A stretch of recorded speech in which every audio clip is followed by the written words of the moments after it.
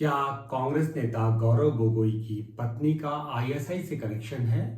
BJP ने इस पर सवाल उठाए हैं। नमस्कार, आप देख रहे हैं कोजागिरी और आज हम बात करेंगे एक ऐसे विवाद की जिसने भारतीय राजनीति में हलचल मचा दी है। लोकसभा में कांग्रेस के बड़े नेता गौरव गोगोई की पत्नी एलिजाबेथ कोलबोर्न पर पाकिस्तान की खुफिया एजेंसी आईएसआई से जुड़े होने के गंभीर आरोप लगे हैं। बीजेपी ने इसे राष्ट्रीय सुरक्षा के लिए खतरा बताया है और राहुल गांधी से इस मुद्दे पर जवाब मांगा है। लेकिन क्या इन आरोपों में सच्चाई है या यह सिर्फ एक राजनीतिक साजिश है? आइए इस पूरे मामले को विस्तार से समझते हैं। 10 फरवरी 2025 को असम के कुछ लोकल मीडिया पोर्टल्स पे खबर चली कि एलिजाबेथ कोलबोर्न का संबंध पाकिस्तान की खुफिया एजेंसी आईएसआई और जॉर्ज सोरोस की ओपन सोसाइटी फाउंडेशन से है। असल में यह विवाद दो बातों पर टिका है। 2010 से 2015 के बीच एलिजाबेथ ने इस्लामाबाद में एक एनजीओ के लिए काम किया है जिसे कथित तौर पर आईएसआई से जुड़ा बताया जा रहा है। जो दूसरा आरोप है वो उनके पीएचडी सुपरवाइजर अली तौकीर शेख किससे जुड़ा हुआ है। असल में वे पाकिस्तानी सरकार के प्लानिंग कमीशन के सलाहकार थे और उन एनजीओ से जुड़े रहे जिन पर भारत विरोधी गतिविधियों के आरोप लगे हैं। 12 फरवरी को असम के मुख्यमंत्री हिमंता बिश्वा शर्मा ने इस मुद्दे पर बयान दिया और आरोपों की लिस्ट और लंबी हो गई। उन्होंने कहा, जब गौरव गोगोई पहली बार सांसद बने तब 2015 में उन्हें पाकिस्तान के हाई कमीशन ने भारत पाकिस्तान संबंधों पर चर्चा के लिए बुलाया था। यही नहीं, उन्होंने यह भी बताया कि खास बात यह था कि जब वे विदेश मामलों के संसदीय समिति के सदस्य भी नहीं थे, फिर भी 50-60 भारतीय युवाओं को पाकिस्तानी अधिकारियों से मिलाने ले गए थे।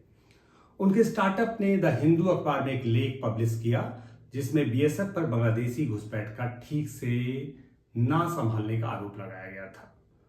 उनकी शादी के बाद उन्होंने कई संवेदनशील रक्षा मामलों पर सवाल उठाने शुरू कर दिए जिससे उनकी नीयत पर शक पैदा होता है। और ये बात हिमंता बिश्वा शर्मा ने कहा। हालांकि गौरव गोगोई ने कहा कि 12 फरवरी को फिल्म टाइगर जिंदा है का जिक्र करते हुए उन्होंने कहा कि अगर मेरी पत्नी पाकिस्तान की एजेंट है तो मैं भी राका एजेंट हो सकता हूं। उन्होंने यह भी कहा कि बीजेपी के पास कोई मुद्दा नहीं बचा है और अगर वह सिर्फ झूठ और अफवाहें फैलाने का काम कर रहे हैं तो उसमें वो क्या कह सकते हैं। एलिजाबेथ ब्रिटेन की नागरिक और लंदन स्कूल ऑफ इकोनॉमिक्स से इंटरनेशनल पॉलिटिकल इकोनॉमी में मास्टर्स कर चुकी हैं। उनकी मुलाकात गौरव गोगोई से 2010 में हुई थी जब दोनों यूएन की एक कमेटी में इंटर्नशिप कर रहे थे। 2013 में दोनों ने शादी की और उनके 2 बच्चे हैं। उन्होंने कई अंतर्राष्ट्रीय संस्थाओं के साथ काम किया है, जैसे यूरोपीय यूनियन, अमेरिकी सीनेट, संयुक्त राष्ट्र, तंजानिया और दक्षिण अफ्रीका के कुछ एनजीओ। सबसे बड़ा विवाद उनके सीडीकेएन नाम की संस्था से काम करने को लेकर है, जिसके बारे में बीजेपी का दावा है कि इसका संबंध आईएसआई से है। सीडीकेएन एक इंटरनेशनल ऑर्गेनाइजेशन है जो जलवायु परिवर्तन और गरीब समुदायों के विकास से जुड़े प्रोजेक्ट्स पर काम करता है। इसकी स्थापना 2010 में हुई थी। यह अफ्रीका, एशिया, लैटिन अमेरिका और कैरिबियन देशों में काम करता है। सीडीकेएन का पाकिस्तान में क्लाइमेट चेंज से जुड़े हुए कुल 13 प्रोजेक्ट्स में योगदान रहा है। गौरव गोगोई इस समय असम में कांग्रेस के सबसे बड़े नेता हैं और 2026 के विधानसभा चुनाव में सीएम फेस बन सकते हैं। जब गौरव गोगोई के पिता तरुण गोगोई असम के मुख्यमंत्री थे तब हेमंता बिश्वा शर्मा उनकी छत्र छाया में काम करते थे। इसका मतलब यह है कि यह संबंध बहुत पुराना है। 2011 के विधानसभा चुनाव में कांग्रेस की जीत के पीछे हेमंता की बड़ी भूमिका रही। इसके बाद चीजें बिगड़नी शुरू हुई। 2024 के लोकसभा चुनाव में बीजेपी की तमाम कोशिशों के बावजूद भी गोगोई जोरहाट सीट जीत गए। उनके साथ पिता की सिंपैथी भी जुड़ी हुई थी। पॉलिटिकल एक्सपर्ट का मानना है कि ये दुश्मनी के पीछे एक यह भी वजह है। विदेशी मुल्क का नागरिक होना कोई अपराध नहीं है जब तक कोई आपराधिक मामला दर्ज नहीं होता है। इसी तरह से कुछ पॉलिटिकल जो पार्टीज हैं उनका कहना है कि इस तरह का पर्सनल लेवल पे जाके पर्सनल कमेंट करना ठीक नहीं है। हालांकि भारतीय जनता पार्टी जिस तरह के तर्क प्रस्तुत कर रही है उन तर्कों को भी आप एक सिरे से खारिज नहीं कर सकते। भारतीय राजनीति में जिस तरह का पूरा विवाद उठ खड़ा हुआ है उसमें जाहिर सी बात है कांग्रेस के लिए लगातार इस बात को डिफेंड करना बहुत मुश्किल होता जा रहा है। इसके पहले भी कांग्रेस पे इस तरह के तमाम आरोप लगते रहे हैं।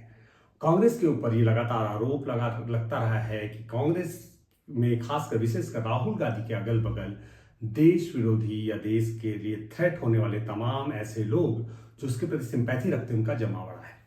अब कांग्रेस के लिए इस बात पर जवाब देना और भी टफ होता चला जा रहा है।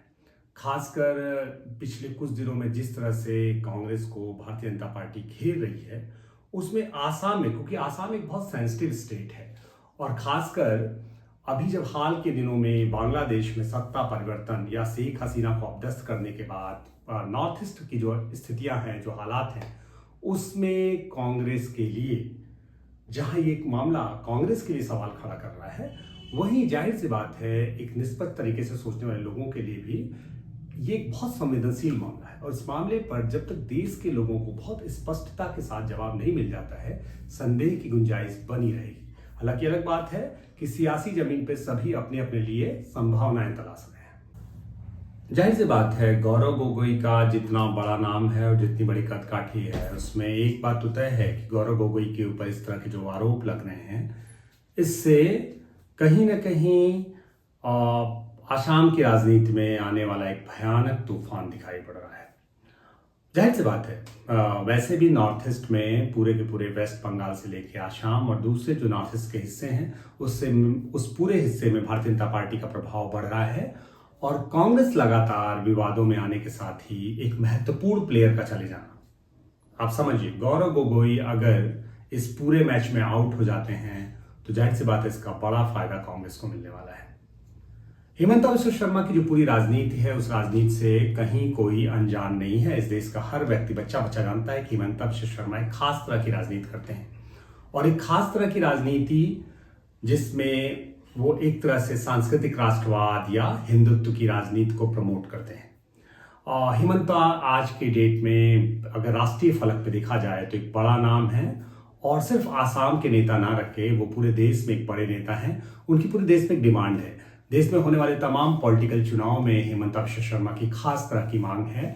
जनता उनको सुनना चाहती है, उनकी बातों से कन्विंस होती है, उनको लगातार उनका एक प्रभाव बढ़ा। एक तरह से देखा जाए तो भारतीय जनता पार्टी के सभी मुख्यमंत्री चेहरों में एक तरह का प्रतिस्पर्धा है, कंपटीशन है, चाहे वो योगी आदित्यनाथ हो, चाहे मोहन यादव हो या हिमंता बिश्व शर्मा है।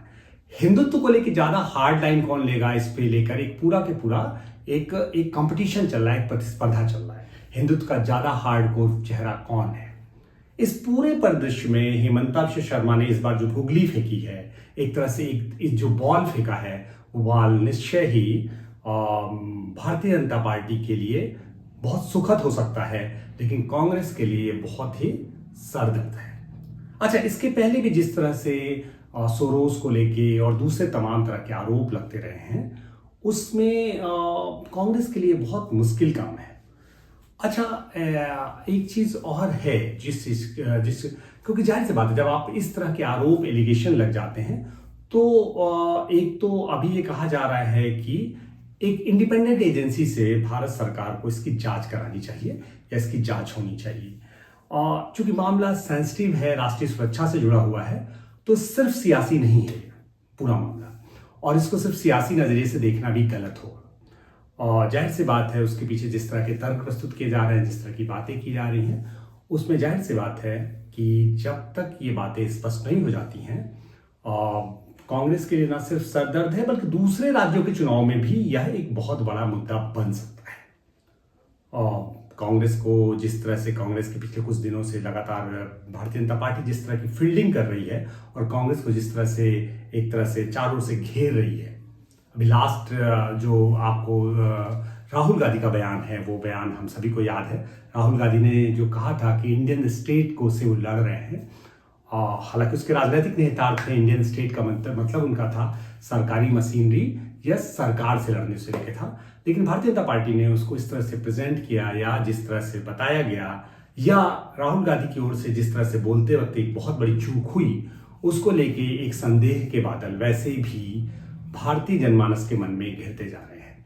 ऐसे में गौरव गोगोई का जो मामला है, उस मामले पर एक स्पष्ट, सार्थक और निष्पक्ष जांच की जरूरत है। जनता को पता चलना चाहिए कि असल में क्या मामला है।